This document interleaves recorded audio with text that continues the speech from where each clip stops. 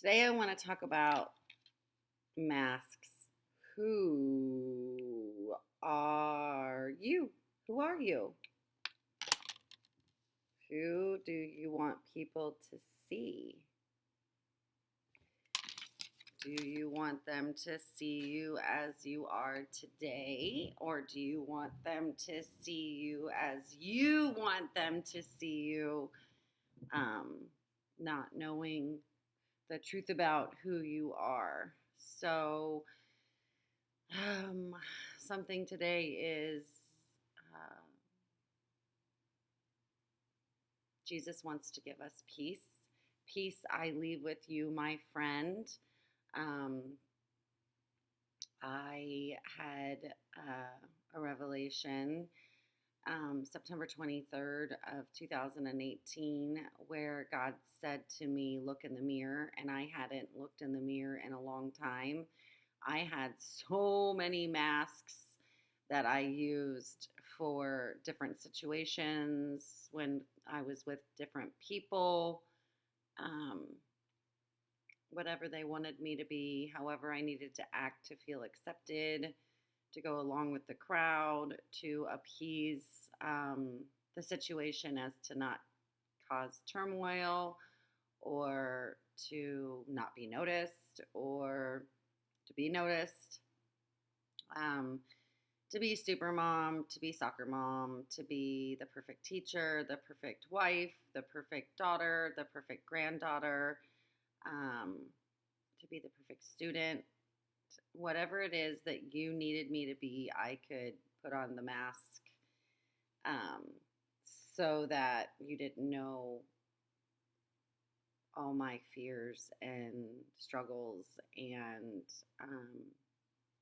worries and about my baggage that I was carrying. I didn't want anybody into um, my heart and my soul and my reality. I was like an actor in my own musical drama and play all mixed up in one, except I forgot to hand the script out to the other people who were being forced to be into my production, so to speak. So I was the director, whatever, and I was the lead role. And if I had to, I'd take on your part too, if you weren't playing it correctly. But today, because I want to live a life of peace and joy, I want to shed any masks that try to put themselves back on my face. I think of the movie The Joker. I think of the movie Mask. I think of the book The Ragamuffin Gospel. I think of the Bible. All of these places are um, sources for my thinking today. So in the movie The Joker, he had some inner demons and some issues and some struggles, and he could see um, the world through his own lenses, and he could see that people were conforming to the ways of the world um, and starting to develop the belief system that the world had to offer, um, conforming basically. And it kind of made him crazy because of it. So he went against the grain and put on a clown mask. And then eventually he ended up putting the clown face on him and kind of going off the deep end because he wasn't being heard, um, so to speak. And then in the Ragamuffin Gospel, um, it talks about pure, authentic relationship with Jesus right where we are, and about God's love for us, and how we just come in our brokenness and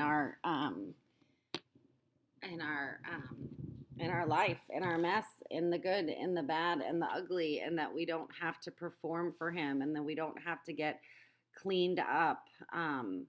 It's those of us ragamuffins who've been broken down so hard by life, or trying to live on life's terms, trying to conform to the ways of the world, people, relationships, events in our lives that broke us because we tried to wear too many masks and juggle too many things, and we let these things affect us negatively, and we continued to surround ourselves with people who wouldn't give us the wisdom we needed, and we ended up feeding our heart, mind, and soul with the music and the radio and the media and the people and the events.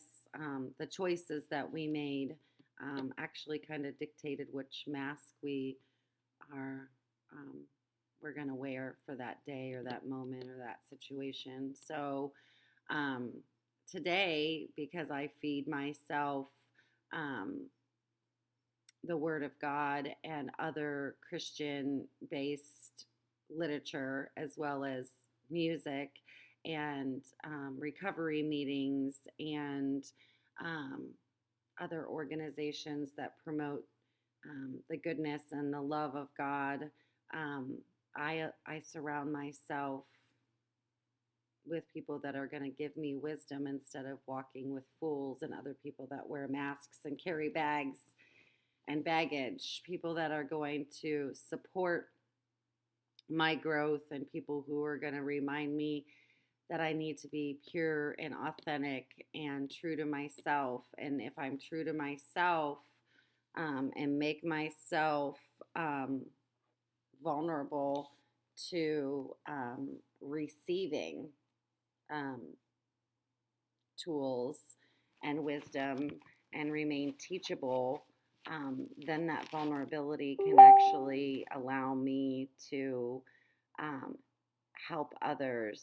And without fear, I'm able to realize that my raw, naked pureness, maskless person that I am becoming can actually help others to remove their masks today. So, and with that, I'm finding strength and wisdom through my boldness and um, the bravery that I'm gaining to be able to speak out against, um, the disease that tried to take over my life, the disease of addiction, the disease of alcoholism, and I can speak against it. But I can also be thankful for the difficult times. Last night at a meeting, we were asked to think of a word to say or label our addiction. And someone said thankful. And then I was like, yeah, thankful. So I guess I would have to say that I'm forever grateful that I was given the disease of alcoholism, and I struggled with addiction, with pain pills, because if I hadn't, then I wouldn't be where I am today, and I wouldn't have the strength and the wisdom that I have gained over the last 16 months. I'd still be in the darkness and the self pity, wearing masks. And it got to the point in my addiction where I was not even sure which mask to wear. I was running around in circles, trying to achieve this different things using the same method. Insanity. That's when you like nothing changes, but you keep like trying to do the same thing over and over again on the merry-go-round of life, chasing your own tail, chasing after happiness, which to me is only temporary. Happiness is found in people, places, and things, and material things. Realizing that, there were things that I was um, doing in my life to cause the insanity, because I didn't know what else to do. And so I'd put on a different mask on a different day and try the same thing again, hoping for a different result. Um, and at the end of the day, I found myself more broken and more exhausted than ever. So today, I don't have to think about what mask I'm going to wear. Today, I'm grateful that I don't have to appease the masses. I don't have to appease um, uh, the people that I come into contact with, because today I want to be 100% raw and authentic. And I'm nowhere where I need to be.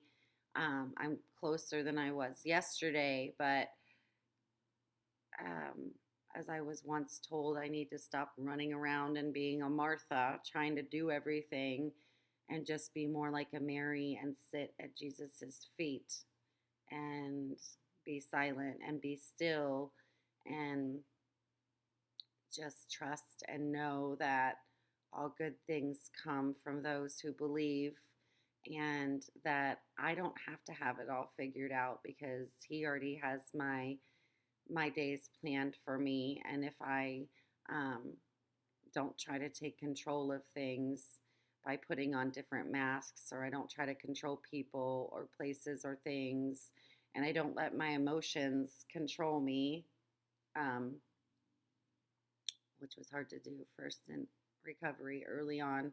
Is like these emotions were birthed because they had been hidden for so long. They just like plopped in my hand, and I was like, does this one go here? Does this one go here? I don't know which day, which moment, which hour, which second um, I was supposed to be feeling a certain way. So, because I've been basically like, I want to say reprogrammed, but I don't want to sound like a robot, because it's not a reprogramming, it's a changing of mindset. It's a new belief system, it's a new way of life that has been proven time and time again to save so many lost souls. And one of them is obviously the Bible, and the second one are the steps in a 12-step recovery program that have taught me, how to live life um, with a plan, with a framework, using tools and steps to get me through each day. And the thing is that I realized is that the steps weren't just used to help relieve me of alcoholism and my addiction to pain pills, but the steps are used in most all circumstances that I find myself in. And before I get off of here, I just have to share with you that the promises, not only from the Word of God, but the promises that come in the ninth step of a recovery program are continuing to show themselves in my life daily. And one of them is I actually had a lengthy conversation on the phone with my dad yesterday, which hasn't happened in almost 16 months. And it was amazing. And it wasn't about Trump, and it wasn't about the weather. It was like an authentic, real conversation where my dad even said to me, "Well, I didn't even know you had a drinking problem." Like, and so we didn't stay there very long, but I just let him know that, it was something that I was doing daily, and that I don't know that a lot of people knew, but I knew. It was my little secret that I used to get me through and cope with life, and all those masks I was wearing. So just running around in a total state of panic and confusion and a whirlwind, hoping that the tidal wave didn't encompass me and the house didn't catch on fire. Today, I just don't want to live in that cyclonic, tornado like,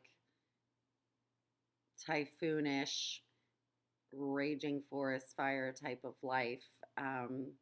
So again, I mean, I got the "I love you, sweetie" at the end of the phone conversation, and I don't even know the last time I heard those words from my dad at all. Maybe when he had been drinking and was in a good mood due to, chemical use or whatever. But yesterday, I got it.